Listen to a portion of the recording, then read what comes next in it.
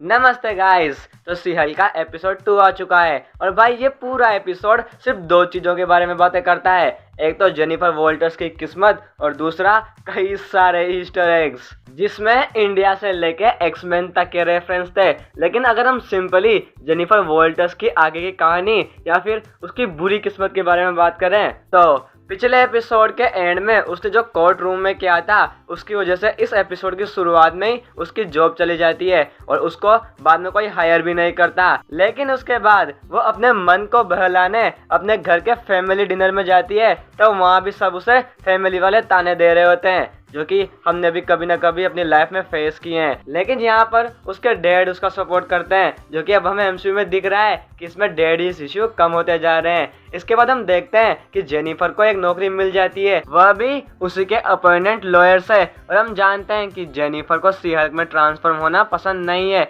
लेकिन यहाँ पे जॉब उसे ही मिलती है कि उसे सी हल्क में ट्रांसफॉर्म होकर ही ये केस लड़ना है। लेकिन अगर आपको बातें अभी भी सीधी लग रही है तो उसको जो पहला केस आता है वो उसी के भाई के दुश्मन का मिलता है और वो है अपना अबोमिनेशन, यानी कि अपना एमिन ब्लोंस्की। और सी हल्क को उसको डीओडीसी के इस प्रिजन से बाहर निकालना है क्योंकि अब भाई ये सुधर चुके हैं या फिर सुधरने का नाटक कर रहा है। लेकिन अपनी जेनिफर उसकी बात को सीरियसली लेती है और वो इस बारे में ब्रूस से पूछती है, जहाँ पर ब्रूस उसे बताता है कि शायद वह अब सुधर चुका है। तो सी हल्क को लगता है कि अब उसे उसका केस लड़ना चाहिए। लेकिन इसी बीच उसे टीवी पे दिखता है कि अबोमिनेशन गैर कानूनी तरीके से बाहर आता है और इनलीगल फाइट्स लड़ता है, वो भी वोंग के साथ। लेकिन इसकी वजह से बेचारी की आगे जाके प्रॉब्लम और बढ़ने वाली है क्योंकि ये सब टीवी में टेलीकास्ट हो चुका है। लेकिन आगे क्या होगा वो देखा जाएगा। लेकिन इस एपिसोड में जो ईस्टर एग्स की भरमार है वो इस पूरे एपिसोड की जान है। तो सबसे पहले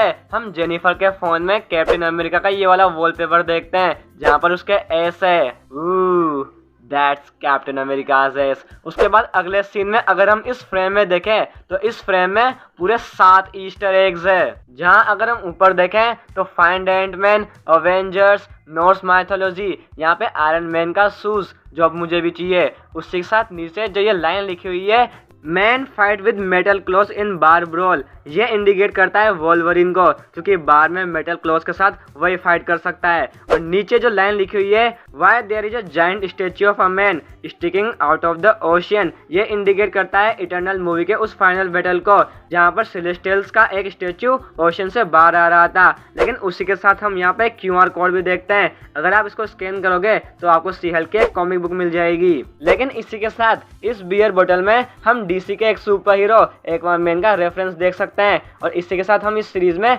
होकाई के एरोस के बारे में भी सुन सकते हैं, जो कि एक सबका क्वेश्चन था कि आखिर होकाई अपने तीरों को चलाने के बाद वापस उन्हें इकट्ठे करता है। और आगे एक इंडिया का रेफरेंस है कि जब जेनिफर वॉल्टर्स एबोमिनेशन से मिलने जाती है तब वो उससे नमस्ते कहता है और युगा की स्थिति बनाता है, जो कि रेफरेंस है द अवेंजर मूवी से इस सीन का, जहाँ पे हमारा ब्रूस बैनर इंडिया के कोलकाता शहर में मिलता है, जहाँ पर वो अपने गुस्से को कंट्रोल करने के लिए योगा करता है। तो यहाँ पर अबोमिनेशन ये इंडिकेट करना चाहता है कि वह भी योगा करके अब शांत हो चुका है। एक सीन में हमें ब्रूस बैनर सकार जाते हुए नजर आ रहा है, जो कि ऐसा लग रहा है कि ये एमसीयू में वर्ल्ड वॉर हल्क की स्टोरी लाइन को इंक्लूड करने वाले हैं। और अगर आपको वर्ल्ड वॉर हल्क के बारे में नहीं पता और आपको जानना है कि एमसीयू में कैसे ज्वाइन हो सकता है तो मेरी ये वाली वीडियो जरूर देखें, इसका लिंक मैं डिस्क्रिप्शन में दे दूंगा। लेकिन इस एपिसोड के एंड में हमें सांग-ची मूवी का भी एक ईस्टर एग देखने को मिला। तो भाई ये एक एपिसोड था या ईस्टर एग की भरमार, और मुझे आप कमेंट बॉक्स में बताएं और साथ इस वीडियो को लाइक करें, शेयर करें, सब्सक्राइब करें क्योंकि आप, मैं और हम सभी सुपर हीरो फैन हैं